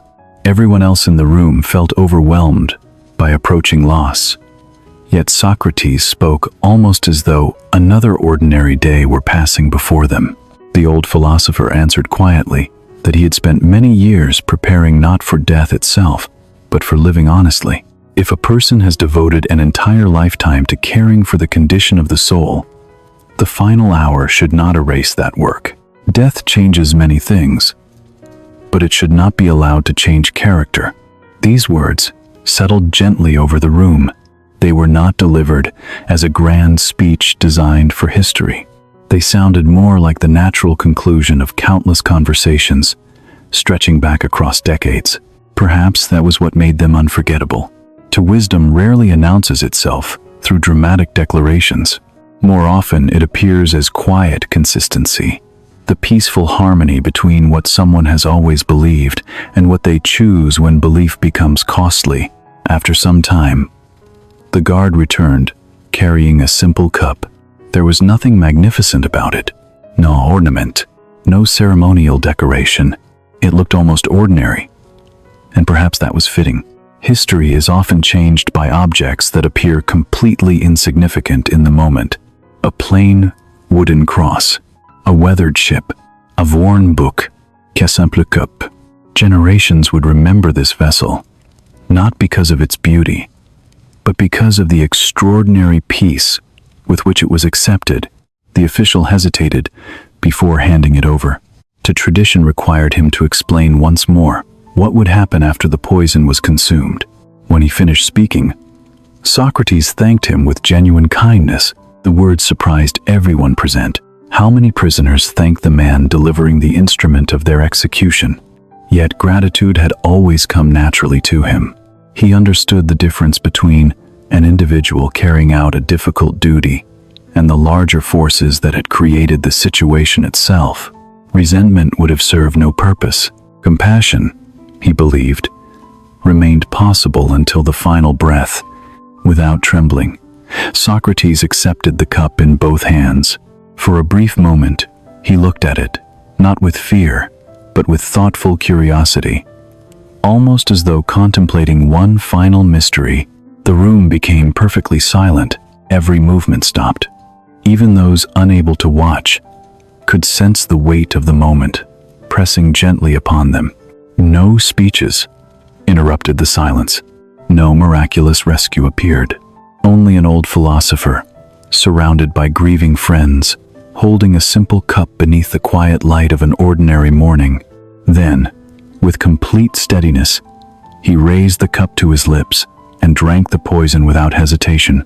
There was no struggle, no visible resistance, no attempt to delay what had already been accepted. When the cup was empty, he returned it calmly to the guard, as naturally as though finishing an ordinary meal among companions. The simplicity of the act somehow made it even more powerful. Courage is often imagined as loud and dramatic. That morning, it appeared almost gentle. His friends could no longer restrain themselves. Tears filled the room. Several covered their faces. Others openly wept. Socrates, seeing their sorrow, offered one final request. He asked them to remain composed. He had sent the women away earlier because he wished his final moments to unfold in peace rather than overwhelming grief. Now he hoped those who remained would honor that same spirit. Death, he believed, deserved dignity, not panic. If they truly valued everything they had discussed together throughout the years, this was the moment to remember it. Following the instructions given by the prison official, Socrates stood and began walking slowly around the room. Each step became slightly heavier than the one before. After a time, he remarked that his legs were beginning to lose sensation. He lay down quietly as requested, while the official gently examined his feet and lower limbs. The numbness continued its slow journey upward. Those watching understood exactly what each passing minute meant. Yet none of them wished to interrupt the silence surrounding their teacher. The philosopher spoke only a few more words. He reminded one of his companions about a small debt that remained unpaid, asking him to offer a rooster in gratitude, according to a promise that should not be forgotten. Even in his final moments, ordinary responsibilities still mattered to him. Greatness, it seemed, had never separated him from life's smallest obligations. After that, his breathing gradually slowed. The room remained motionless. One by one, every breath grew quieter, until at last there were no more. No thunder shook the sky. No divine voice echoed across Athens. Outside, the city continued living another ordinary day. Yet inside that humble prison cell, something had entered history that could never again be silenced. The body of Socrates had become still, but the questions he had spent a lifetime asking had only just begun their longest journey. For many people, the story could have ended inside that quiet prison cell.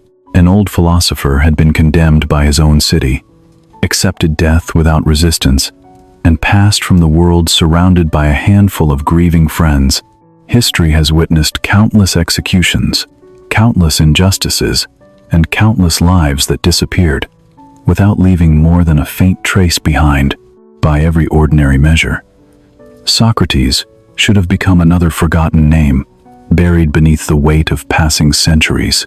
Yet something unexpected happened after his final breath. Instead of ending his influence, death removed the only limit that had ever confined it. Those who walked away from the prison that day carried far more than memories. They carried conversations that refused to fade. Every question Socrates had asked now echoed differently, because the man who asked them could no longer speak. Silence itself became part of his teaching. His students realized that if his voice was not to disappear forever, they would have to preserve it through their own words, their own memories, and their own lives. Without fully understanding it, they had become guardians of something much larger than a single human life. Among them was a young man whose admiration for his teacher would forever change the history of philosophy. Plato had watched the trial unfold. He had witnessed the courage, the calmness, and the unwavering commitment to truth that remained intact even in the shadow of death. The loss affected him so deeply that he devoted much of his life to preserving not merely the memory of Socrates, but the living spirit of their conversations. Through carefully crafted dialogues, he allowed future generations to sit beside the old philosopher, listening as familiar questions unfolded once again. It is one of history's quiet ironies that the man who never wrote a single book became one of the most widely read thinkers who ever lived. Socrates trusted conversation more than written words. He believed that ideas remained alive only when examined together by thoughtful minds. Writing, in his view, could never answer questions or adapt itself to the understanding of the reader. Yet, because his students chose to write, his voice traveled farther than he could ever have imagined. Every generation discovered him anew, not through monuments of stone, but through conversations preserved upon fragile pages. Plato did far more than record memories. He transformed dialogue itself into a new literary form. Rather than presenting philosophy as a collection of finished conclusions, he presented it as a living search. Readers did not simply receive answers. They accompanied Socrates through the slow unfolding of inquiry. They watched certainty weaken, assumptions collapse, and unexpected insights emerge from patient examination. Philosophy became less like memorizing information and more like joining an endless conversation that stretched across centuries. Another devoted student, Xenophon, offered a different portrait of the same teacher. Where Plato often emphasized profound philosophical exploration, Xenophon remembered a man deeply concerned with practical character, everyday responsibility, and the ordinary decisions shaping a meaningful life. The two portraits did not always agree in every detail, yet together they revealed something important. No single person could completely capture Socrates. Every individual who encountered him remembered a slightly different man, because each conversation reflected the unique questions carried by the person asking them. This uncertainty has fascinated historians ever since. Who was the historical Socrates? Beneath the memories of those who admired him, which conversations happened exactly as described, and which were shaped by literary imagination? Complete certainty remains impossible. Yet perhaps Socrates himself would have smiled at that mystery. After all, he had spent his life reminding others that human knowledge always contains limits. Even the story of his own life invites us to practice the same intellectual humility he considered the beginning of wisdom. His influence soon reached far beyond the small circle of students who had known him personally. New philosophical schools emerged, each claiming inspiration from different aspects of his life and teaching. Some admired his independence from wealth and comfort, choosing lives of remarkable simplicity. Others focused upon self-discipline, believing that inner character mattered far more than changing external circumstances. Still others developed complex systems of logic and ethics, each convinced they had discovered the truest continuation of the path Socrates had begun. Although they often disagreed with one another, all of them traced part of their intellectual ancestry back to the old man who had wandered the streets of Athens asking questions. What makes this legacy so remarkable is that it grew without force. Socrates founded no empire. He commanded no soldiers. He established no official institution. His influence spread because ideas possess a unique kind of endurance. Buildings crumble, governments fall, borders change, languages evolve. Yet, a powerful question can survive all of them. Once it enters the human mind, it begins living a life independent of the person who first asked it. This may be the quietest form of immortality ever granted to any individual. As centuries passed, civilizations rose and disappeared, but Socrates continued returning. Whenever thoughtful people found themselves confronting difficult moral choices, scholars studying ancient texts encountered him. Judges, wrestling with justice, encountered him. Teachers, guiding curious students, encountered him. Religious thinkers, searching for truth, encountered him. Scientists, questioning accepted theories, encountered him again and again. The same gentle voice seemed to whisper across time, "Do not accept an answer merely because it is familiar. Examine it carefully. Ask another question. Remain honest about what you truly know." Perhaps that is why his life continues speaking so clearly to the modern world. Technology has transformed almost every aspect of human existence. Information now travels across continents. In moments, opinions spread faster than reflection. Certainty often appears more attractive than careful thought because it demands less patience. Yet beneath all these changes, human nature remains astonishingly familiar. We still fear being wrong. We still seek approval from those around us. We still confuse confidence with understanding, and we still struggle to distinguish genuine wisdom from the appearance of wisdom. If Socrates walked through a modern city today, he would probably attract attention for the same reasons he did in ancient Athens. He would not begin by attacking anyone's beliefs. He would simply ask what they meant. He would listen carefully before responding. He would invite people to examine assumptions they had carried for years without noticing. Some would appreciate his curiosity. Others would grow uncomfortable. A few might become irritated enough to avoid him altogether. 2,000 years have changed our tools, our clothing, and our cities. But they have not changed the quiet challenge that honest questioning presents to the human heart. There is another reason his story refuses to disappear. Many historical figures inspire admiration because they achieved extraordinary victories. Socrates inspires admiration because he remained faithful to himself when victory was no longer possible. Once the trial ended, once the sentence had been pronounced, and once every practical opportunity for escape stood before him, he still chose consistency over convenience. Whether one agrees with every decision he made is almost secondary. What remains deeply moving is the rare harmony between his words and his actions. He lived according to the ideas he defended, even when those ideas demanded everything. Perhaps that is why generations continue returning to his story whenever they begin asking what integrity truly means. It is easy to speak honestly when honesty carries no cost. It is easy to defend principles while comfort remains secure. The difficult moments arrive when truth threatens reputation, relationships, career, or even life itself. Socrates reminds us that character is not revealed during ordinary days. It is revealed when fear quietly invites us to become someone different from the person we have always claimed to be. The prison in Athens eventually disappeared. The judges who condemned him faded into history. The political arguments that once seemed overwhelmingly important slowly dissolved beneath the passing centuries. Yet the conversations survived. Somehow, the quiet questions proved stronger than the powerful men who attempted to silence them. Perhaps there is no greater lesson hidden within the life of Socrates than this. Voices built upon authority eventually fall silent.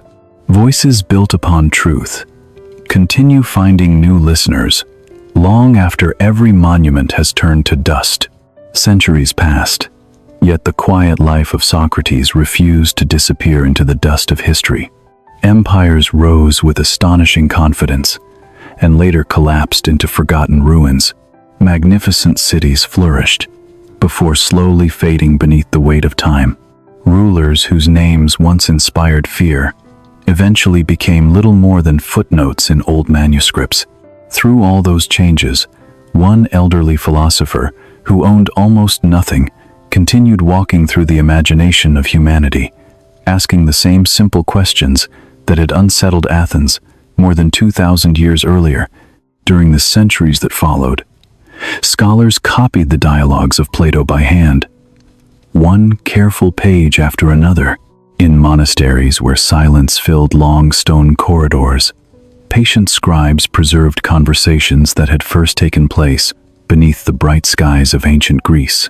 They understood that they were protecting something far greater than ink upon parchment. Every copied sentence carried forward the voice of a man who believed that truth should never become the prisoner of any single generation. Without those anonymous hands working through countless quiet nights, much of what we know about Socrates might have disappeared forever. As Europe slowly emerged from the long centuries of the Middle Ages, interest in classical learning awakened once again. Forgotten manuscripts were rediscovered.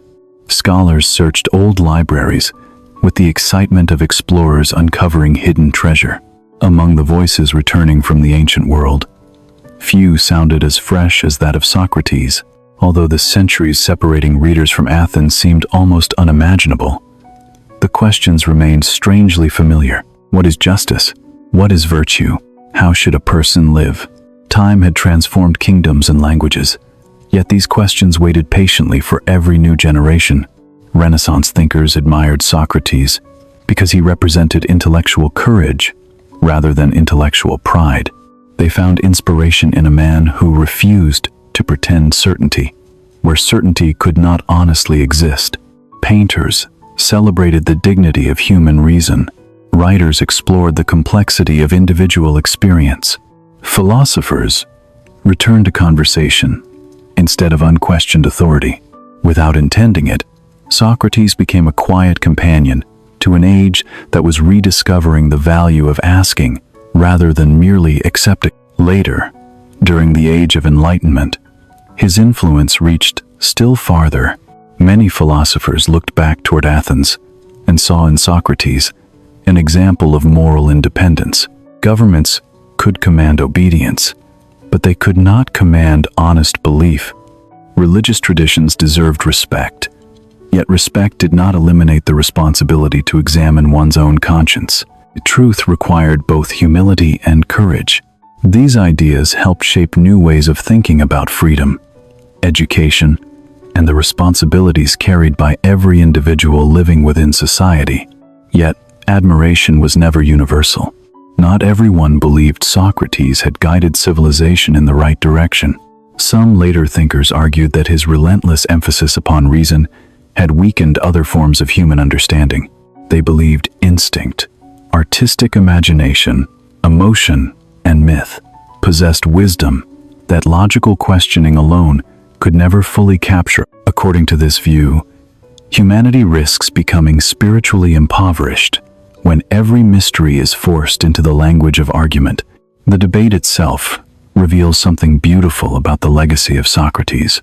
Even those who disagreed with him found themselves continuing the conversation he had begun. Perhaps that is the greatest measure of genuine influence. Socrates never demanded that future generations agree with every conclusion attributed to him. Instead, he encouraged them to think honestly enough to reach conclusions for themselves.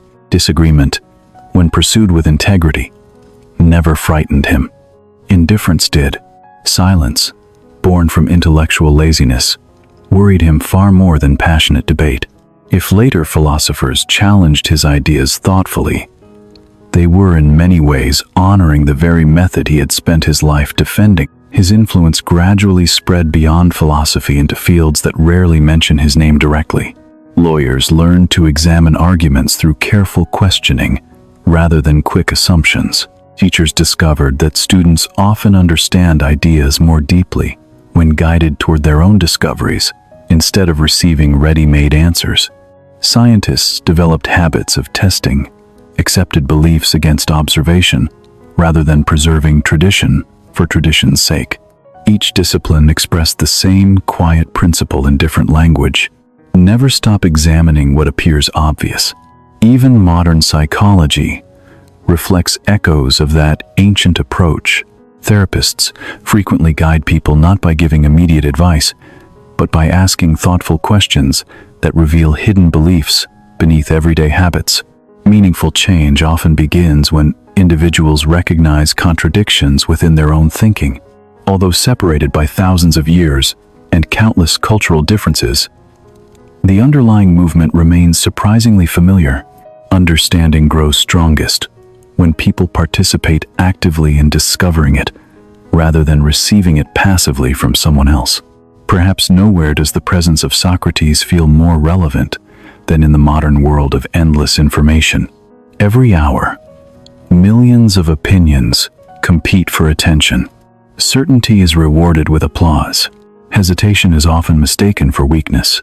People become surrounded by voices, insisting they already possess complete answers to enormously complicated questions.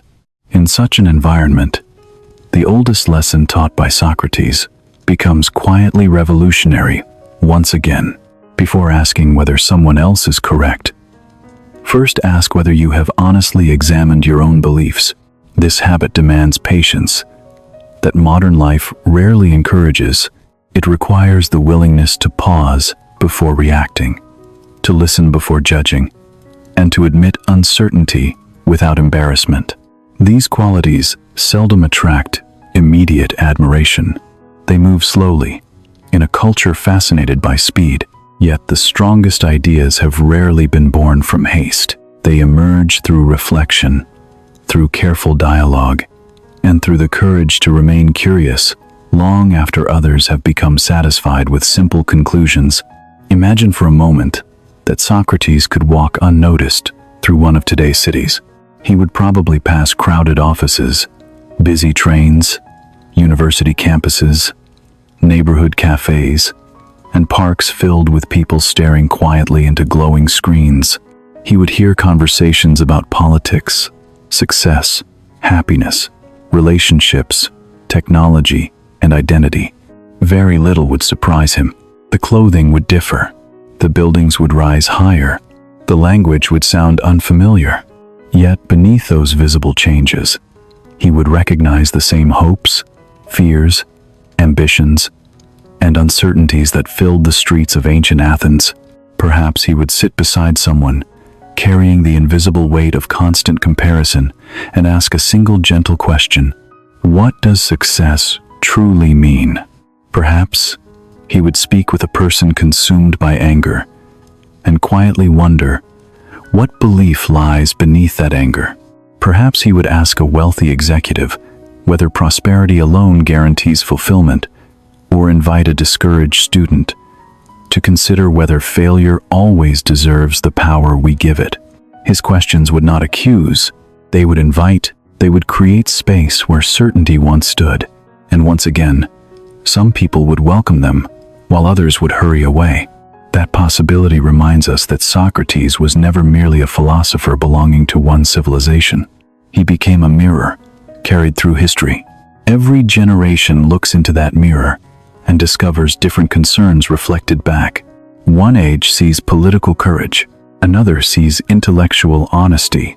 Another sees moral responsibility. Still, another sees the danger of confusing knowledge with wisdom. The mirror itself never changes. Only those standing before it do. Perhaps this explains why the old philosopher continues walking beside humanity after so many centuries. He offers no final system, promising to remove every uncertainty from life.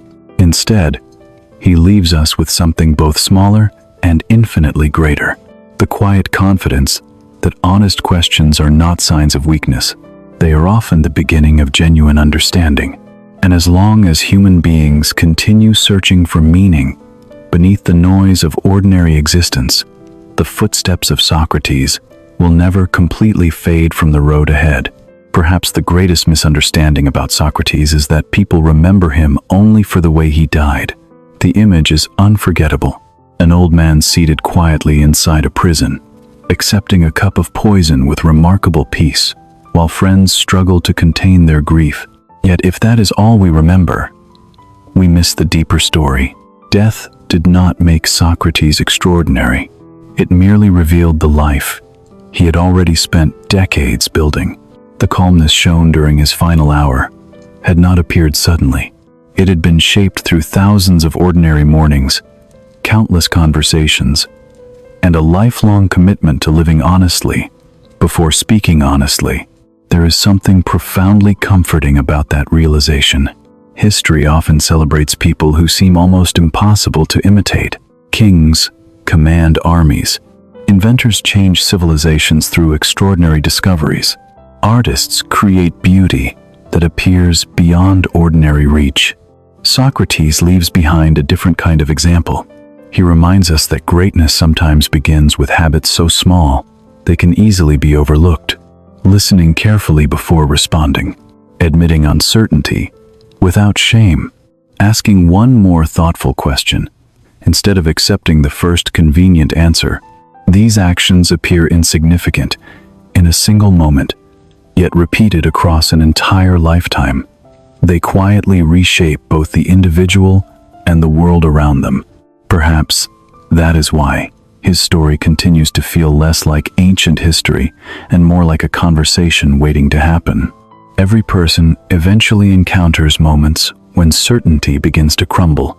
A career no longer provides the meaning it once promised. Success feels strangely empty, despite years of effort. Relationships reveal unexpected complexity. Beliefs inherited from childhood begin asking to be examined rather than simply repeated. In those moments, the voice of Socrates does not arrive carrying perfect solutions. It arrives carrying permission. Permission to pause. Permission to think more deeply. Permission to admit that honest uncertainty is often healthier than borrowed certainty. The modern world offers extraordinary access to information, yet wisdom remains as rare as it has always been. Facts can be collected within seconds. Opinions travel around the globe before thoughtful reflection has even begun. Every day, people encounter thousands of confident voices, insisting they possess final answers to questions that generations have struggled to understand. Beneath that endless noise, the oldest lesson taught by Socrates becomes unexpectedly refreshing. Knowledge fills the mind. Wisdom begins by examining the person who possesses that knowledge. This examination is rarely comfortable. It asks us to notice the assumptions hidden beneath our strongest opinions.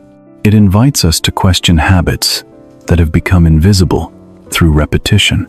Sometimes it reveals that we have defended ideas for years without ever asking where those ideas first came from. At other times, it uncovers fears disguised as certainty, or pride disguised as conviction. Such discoveries can feel unsettling, but they also create space for genuine growth. The examined life is not easier than the unexamined one. It is simply more honest. Throughout history, countless readers have searched the story of Socrates for dramatic lessons about politics, religion, education, or philosophy. All those themes certainly exist, yet perhaps the quietest lesson is also the most enduring. Every human being possesses the ability to choose curiosity instead of complacency. No wealth is required, no special title, no famous teacher. The journey begins whenever someone becomes willing to ask a sincere question and patient enough to remain with it before demanding an immediate answer. Wisdom grows slowly, because the human heart itself grows slowly. It is also worth remembering that Socrates never claimed perfection. He never presented himself as someone who had reached the end of understanding. In many ways, he spent his life standing at the beginning. Each conversation became another opportunity to learn. Each disagreement offered another chance to examine hidden assumptions. Perhaps that is why his influence never feels finished. Completed systems eventually become monuments. Living questions continue inviting new participants. Every generation discovers different answers, because every generation encounters different challenges. The conversation remains alive, precisely because it has never truly ended. When we look back across more than 2,000 years, the details of ancient Athens inevitably grow distant. Its political struggles belong to another age. Its customs have largely disappeared. Even the language spoken in its marketplaces sounds unfamiliar to modern ears. Yet, beneath those historical differences, the human experience remains remarkably unchanged. People still long to belong. They still fear rejection. They still struggle to balance ambition with integrity, comfort with purpose, certainty with humility. These shared experiences allow the voice of Socrates to travel effortlessly across centuries without losing its quiet relevance. Perhaps somewhere in the future, many years from now, another generation will read about our own time and wonder what questions we failed to ask. They may look at our achievements with admiration, while also noticing assumptions we never thought to examine. Every age believes itself unusually wise. Every age eventually discovers its blind spots. Remembering Socrates does not protect us from making mistakes, but it encourages us to remain humble enough to recognize that mistakes are always possible. Humility, after all, is not the opposite of confidence. It is the foundation upon which honest confidence quietly rests. If the old philosopher could leave us with one final invitation, it might sound surprisingly gentle. Do not hurry through life, collecting answers, simply because everyone else appears satisfied with them. Slow down long enough to notice the questions quietly waiting beneath everyday experience. Ask what kind of person you are becoming while pursuing success. Ask whether your beliefs have been chosen or merely inherited. Ask whether your fears are protecting you or quietly imprisoning you. Ask not because questions guarantee certainty, but because they keep the mind awake and the soul alive. And so, as evening settles once again and history gradually returns to silence, imagine the narrow streets of ancient Athens disappearing into the soft light of memory. The marketplace grows quiet. Merchants close their stalls. Footsteps fade into the distance. One elderly philosopher walks slowly toward home after another day spent talking with strangers. He carries no books beneath his arm, no symbols of authority, and no promise that tomorrow will be easier than today. He carries only curiosity, kindness, and the unwavering belief that an honest conversation can change a human life. Perhaps that is why his journey never truly ends. Every time someone pauses before repeating a familiar opinion, every time a teacher encourages students to think instead of memorize, every time a parent chooses dialogue over command, every time a friend listens more carefully than they speak, the quiet spirit of Socratic inquiry begins breathing once again, not through grand monuments or public ceremonies, but through ordinary people choosing understanding over assumption. The body of Socrates rested beneath the earth long ago, but the path he walked remains open. It stretches through classrooms and libraries, through courtrooms and cafes, through quiet evenings of reflection and unexpected conversations between strangers. It reaches anyone willing to slow down, look inward with honesty, and ask one more sincere question before accepting the comfort of an easy answer. Perhaps that has always been his greatest legacy, not a philosophy to memorize, but a way of living that transforms every thoughtful question into the beginning of another journey. And maybe, long after this story fades into memory, one quiet question will remain beside you.